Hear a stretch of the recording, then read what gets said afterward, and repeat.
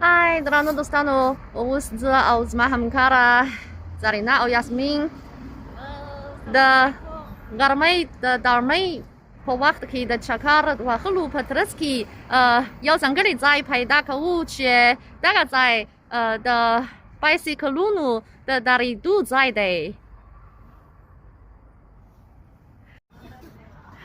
په دې ځای کې بې شمېره بایسکلونه په منظمه توګه درېږي، خو ځینې یې په دوهم پوړ کې څیرمه شوی درېدلی.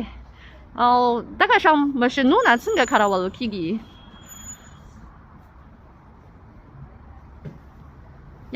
یاسمین مهرباني وکړئ چې وښیي څنګه کارول کیږي ها.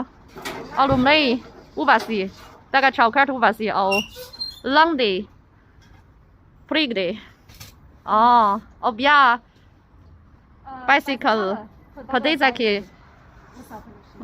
پروت او بیا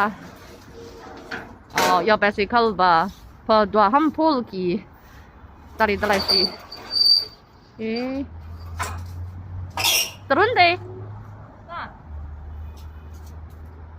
دروند نه دی ها، په ساده توګه ها.